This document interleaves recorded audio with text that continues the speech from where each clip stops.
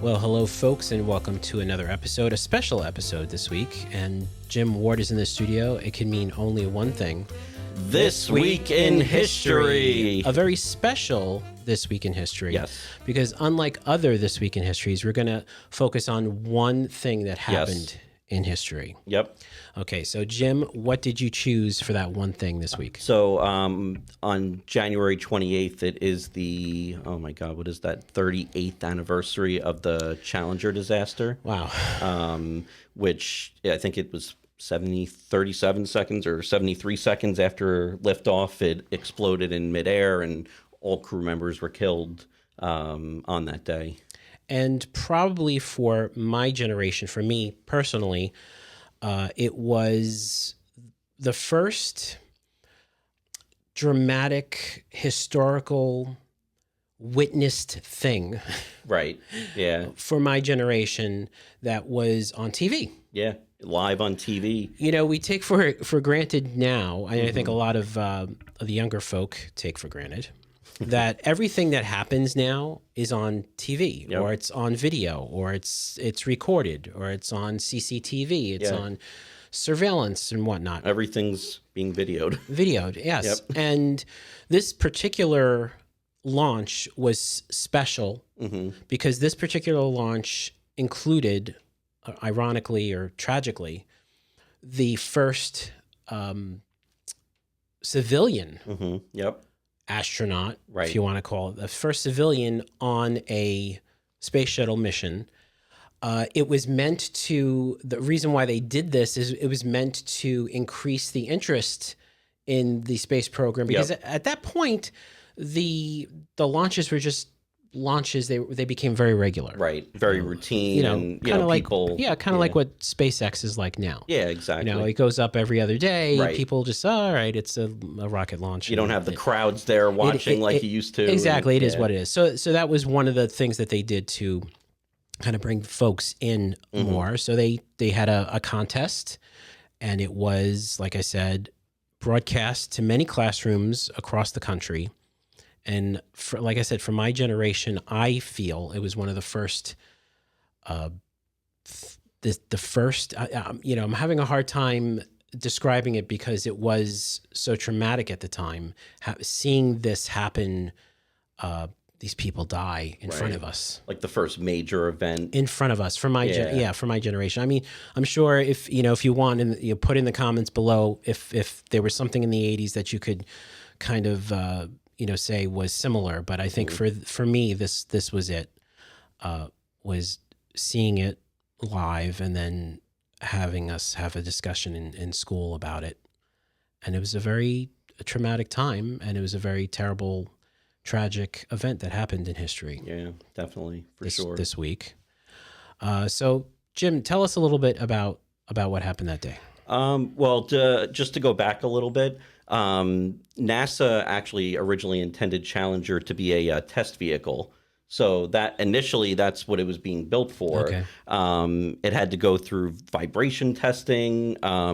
It was it was in a specially formulated rig, so it could bring the shuttle through a simulation of takeoff and landing and everything, and it passed all that. But it looks like in 1979, NASA decided to award Rockwell International a contract to, instead of it being a test vehicle, convert it to a spacecraft. To an actual working vehicle. So it took more than 2 years for them to perform the conversion. They had to strengthen the wings, put in a real crew cabin, because otherwise it was just a simulation cabin, I guess. Yes, and so work was completed on October 23rd, 1981. It was expected to go into space on January 20th of 1983, and it was going to release the first tracking and data relay satellite, which was part of a series of satellites that they were sending up to allow people in space to communicate better with the people on the ground. But there were technical malfunctions that pushed back that launch. You had a hydrogen leak in the number one main engine during a readiness test in December. Not good. Nope. A second test on January 25th, 1983, NASA discovered cracks in the engine that were causing the leak. And then the agency took several months to remove the engines and test them again. And while engines 2 and 3 were deemed good, number 1 had to be replaced. So it finally did launch on April 4th, 1983. They set free the satellite. And actually, astronauts Story Musgrave and Donald Peterson executed the first spacewalk of the shuttle program. Oh, on the Challenger. On the Challenger. And in addition to space technology firsts, you had some cultural firsts that were related to the Challenger. The first female astronaut, Sally Ride, rode up on the Challenger in June 1983. The first black astronaut, Guian Bluford, reached space on STS-8, and Challenger reached other milestones, including the first night launch and the first operational Space Lab flight. Which, when I was researching this, I was reading up a little bit about it, and the Space Lab apparently could attach to the shuttle somehow, and it was where they did scientific testing. Yeah. So that was so pretty I think that the lab itself was inside the cargo bay. I believe so. Yeah. You can flip the shuttle kind of like on its tail, and then connect something else to that port on top. Yeah, and it's amazing. All these amazing things. Yeah. Yeah, and then there were also some memorable moments that took place on Challenger. In April 1984, you had a mission where the first astronaut had to repair a satellite, and he had to use this backpack, which was basically what did they call it again? It was the manned maneuvering unit. And MMU. That's it, yeah. And it was a jet-powered backpack designed for astronauts to fly in space. So I don't think he was tethered at all. I'm not sure. No, but I don't think he was tethered. I think he was just basically flying around up there. I would be so nervous doing his thing. That would make me so nervous if I just knew I wasn't tethered to the spacecraft. Yeah. But these people have courage and. Was this the one that I remember? There was a mission where the astronaut actually just grabs the satellite in his hands. Is this the one? So what they did was he docked on with a port that was on his manned maneuvering, or actually the front, or actually I think it was on the front of the backpack. Yeah, and he docked with the satellite. Okay. Then he fired, I guess. A jet on the backpack to slow the spin of the satellite, and then some robotic arm came from the Challenger, and they pulled it in. Amazing! It's incredible. I mean, in space, catching a satellite in space, going thousands and thousands of miles per hour. Oh, it's unbelievable. Although when it's so funny because when you look at video of that, it looks like it's going super, super slow. Yes, but it's the Earth that's spinning very quickly. That's right. So on August 27th, 1984, President Reagan announced that a teacher would be the first spaceflight participant in the space shuttle. And they released the Teacher in Space Announcement of Opportunity on November 8th, 1984. No, it's 2 years before. Yeah. Well, a year. Yeah, a year and change, I guess. A year and change, yeah. And from more than 10,000 applicants, they whittled it down to 10. It's crazy. So the 10 finalists had to undergo interviews and medical screening in July 1985. And the STS-51L, that was the name of the mission for Challenger. It was delayed to January 1986. And on June 13th, 1985, NASA announced that the Teacher in Space would fly on that mission. Yes. And then on July 19th, Vice President Bush announced the winner of the competition, and that went to New Hampshire middle school teacher Christa McAuliffe, and you had Idaho teacher Barbara Morgan as her backup. Yeah, because they had to have a backup. Yeah. They always have redundancy in NASA. Yes. And then let me see. On September 9th, McAuliffe and Morgan traveled to Johnson Space Center, and they met the fellow crewmates, and the crew consisted of, and these names are, burned into memory if you know the Challenger disaster. Sure. You have Commander Francis Dick Scobie, pilot Michael J. Smith, and mission specialists Ellison Onizuka, Judith Resnick, and Ronald McNair. And Smith was the only space flight rookie actually on that flight. The others had one flight in space already. And then you had the payload specialist. That would be Gregory Jarvis. He was assigned to conduct research for the Hughes Aircraft Company. And McAuliffe would actually also be a payload specialist. Sure. And she was supposed to do little experiments in space that I think had something that she was going to do a video simulcast from space with students. And she would be doing like a lesson and everything, and it was this whole planned thing, and it would have been terrific. It would have been terrific, So the primary objective of this mission was to launch the second tracking and data relay system satellite into orbit, and also observation of Halley's Comet. Oh, wow. It was making Halley's Comet. Yeah, it was making its return. So apparently it was after a 76-year orbit, it was coming, I guess, past the Earth again. And the objective was to have a special satellite that would monitor that could see it was going by. Yes, and from they were space. Yeah, and they were going to contribute to the integrated studies conducted by several international spacecraft. Nice. So, and then you had the teacher in space activities, which you discussed. 2 live sessions planned for the mission's 6th day. You had the first, which was entitled The Ultimate Field Trip, and that was going to compare daily life aboard the shuttle to that on Earth. And the second was where we're going, where we've been, why. That was the name of it. A lot of W's. That's a tongue twister right there. And that one sought to explain the importance of conducting research in space. And several other lessons were going to describe weightlessness in space, and they would be filmed for later distribution. So let's see. So the astronauts traveled from Houston to Kennedy Space Center on January 24th.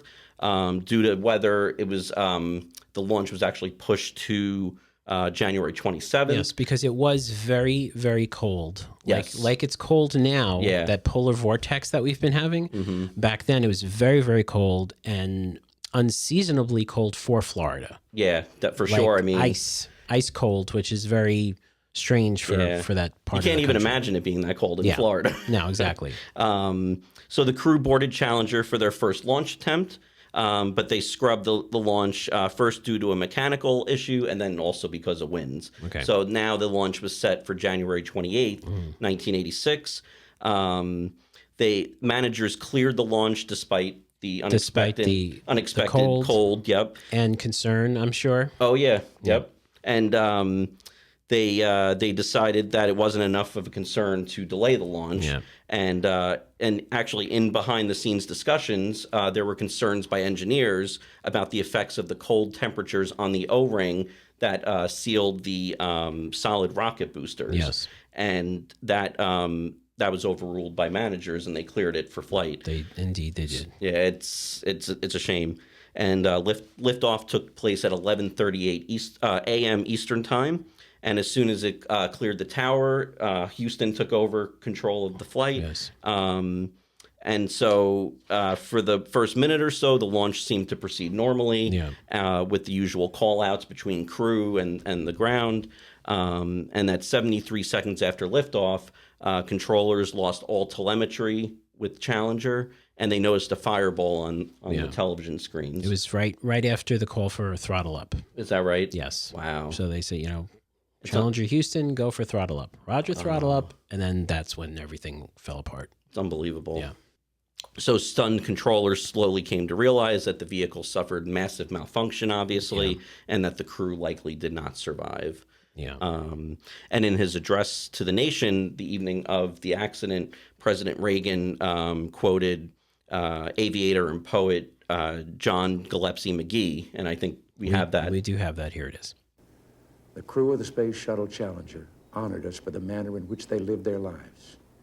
We will never forget them, nor the last time we saw them this morning, as they prepared for their journey and waved goodbye and slipped the surly bonds of Earth to touch the face of God. Thank you. Okay, another very memorable moment in my childhood when You remember watching that? I remember watching it. Wow. Yes, live. Yes. That's crazy. Yeah. Such a sad It was. day. Yeah. So Reagan established a presidential commission to investigate the causes of the accident, and the commission's report, which was referred to as the Rogers Commission Report, summarized their findings of the technical causes of the accident, as well as systemic, organizational, and cultural elements that led to the Challenger The corporate culture at, at Morton Thiokol, at NASA, there was a lot of back and forth. And I think it was also, there were so many launches happening one after another, and they wanted it to be on schedule. Yeah, it was just wrong. Lots of wrong happened. Right. Yeah.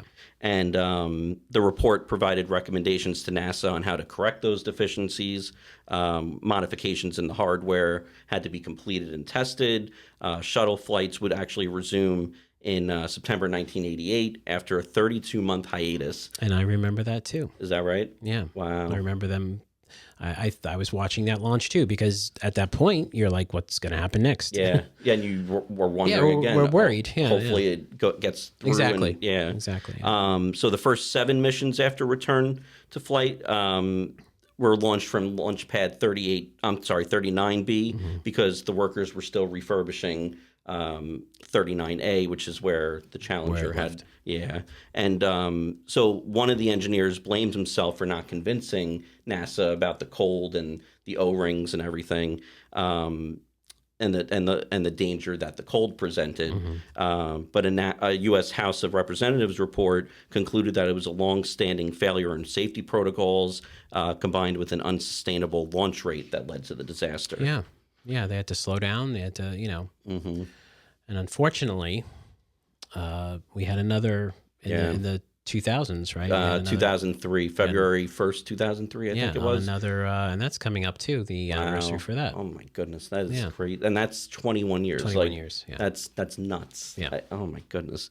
So the plans to fly civilians in space was then pushed off for a very, very long time. And it actually wouldn't be until 2007 when Barbara Morgan, who was the backup on the Challenger flight, actually became got to go. That first civilian to go into space. Yep. And she flew aboard Endeavour. So satellite launches were shifted from the shuttle to reusable rockets. Yes. Additionally, astronauts were pulled off duty, such as repairing satellites, and they actually stopped using the MMU.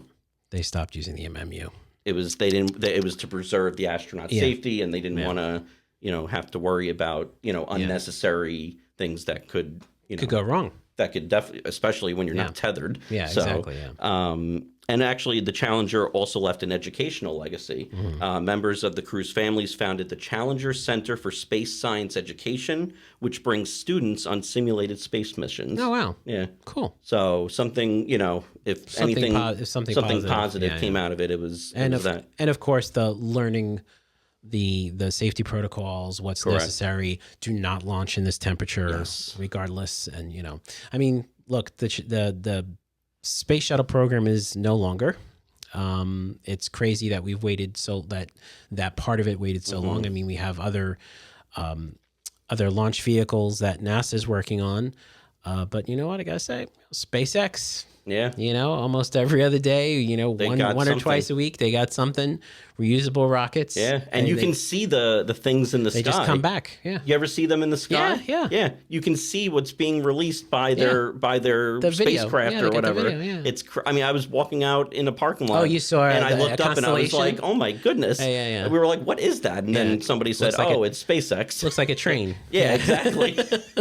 Like a train of satellites. But and the O-rings on that, I'm not a scientist. I don't know everything about these solid rocket boosters, but what was the O-ring that it was sealing? It was like a joint. It was the joint in between the gases and whatnot. Okay. And because of the weather, it either cracked or it flexed a certain way, allowing the gases to come out, and then those gases ignited the tank where all the propellant is. Yeah, that orange part. Yep.